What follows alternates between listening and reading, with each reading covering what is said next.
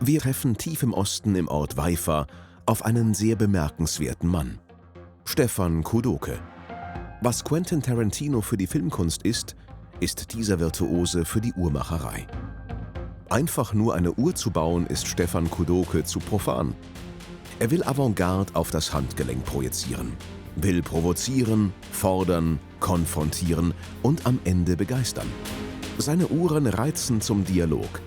Mit dieser Designsprache wird der Arm zum Catwalk. Also ich habe in meiner Jugend viel gezeichnet und komme eigentlich aus dem Airbrush-Graffiti-Bereich und habe mich viel mit Kunst beschäftigt, habe viel Leinwände gesprüht und gemalt und da kommt dieses Künstlerische her, auch jetzt vom Zeichnen und dieses Thema versuche ich zu transferieren in die Uhren und dass man die Kunst dann quasi nicht auf einer Leinwand hat, sondern am Arm tragen kann.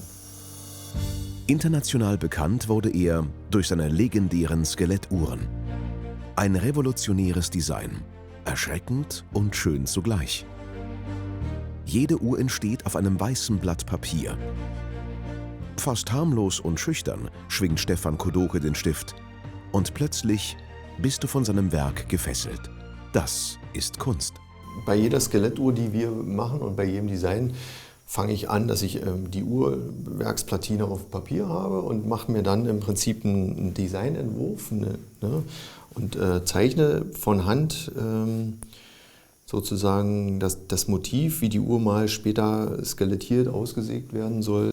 Wo das Besondere jetzt ist, dass man vorne kein Zifferblatt mehr hat, sondern dass die ganze Uhrwerksplatine durchsichtig wird und man im Prinzip Skelettuhr wie bei einem richtigen Skelett so im Prinzip durchgucken kann. Worauf auch Hollywood und Mel Gibson aufmerksam wurden. Slum a bit with the vassals. To what do we owe the honor? I wanted to introduce you to Charlie Waldo, the detective we told you about. Have you seen what this man wears? Costs more than the house I grew up in. Godoki Skeleton. They only make 35 a year. Von Hollywood geadelt. Mehr geht eigentlich nicht. Die Inspirationsquelle für viele Modelle kann ein Teil aus der Natur kommen. Wenn man jetzt unseren Paul, den Oktopus, nimmt. Stefan Kudokes Kunst ist oft laut und plakativ. Er dagegen ist besonnen und geht fast chirurgisch an sein Werk. Also wir haben jetzt hier unsere Zeichnung, unsere Skizze von den Skeletten. Da kann man im Prinzip jedes Motiv nehmen und die Zeichnung haben wir jetzt auf unsere Platine übertragen und ich fange jetzt an. Millimeter für Millimeter taucht der Oktopus aus den Tiefen des Ozeans auf. Es bedarf einer feinen, exaltierten Vorstellungskraft, auf dieser kleinen Platine eine Unterwasserwelt herauszusägen und Lebensraum für einen Oktopus zu erschaffen. So, hier ist jetzt das Element zu sehen, was ich rausgesägt habe aus der Uhr. Das ist jetzt das erste Teil. Und wir sägen jetzt im Prinzip diese Elemente hier alle einzeln raus aus dem Werk, damit der Oktopus entsteht. Ein Mann mit den Ansprüchen von Stefan Kudoke wird mit diesen immer wieder konfrontiert. War ich wirklich so an dem Punkt, dass ich gedacht habe, die Skelettuhren, ja, das Thema ist ausgereizt, ich brauche irgendwie was Neues, ich will nochmal mich entwickeln persönlich auch, was anderes machen.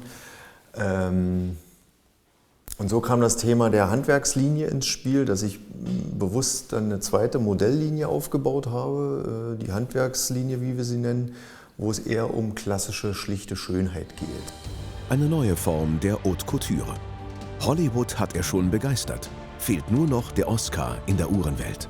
Petit Aiguille Prize goes to Kudoke. In der Kategorie Petite Aiguille hat Stefan Kudoke als erster unabhängiger Uhrenmacher aus Deutschland den Grand Prix de l'Horlogerie de Genève gewonnen.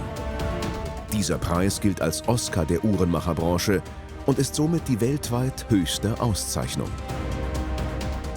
Also erstmal war das für uns eine Riesenüberraschung und natürlich auch eine Riesenfreude, dass wir als kleiner Familienbetrieb überhaupt diesen Preis nach Deutschland geholt haben und gewonnen haben, weil eigentlich gewinnen da meistens die Konzerne mit ihren großen Abteilungen.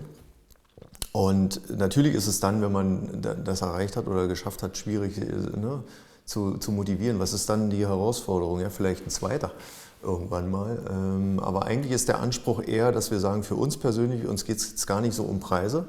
Das ist gut honoriert für die Arbeit, aber uns geht es eher ums Produkt, um die Qualität der Uhren und dass wir unsere Kunden begeistern. Beruflich greift er nach den Sternen. Privat bleibt er geerdet.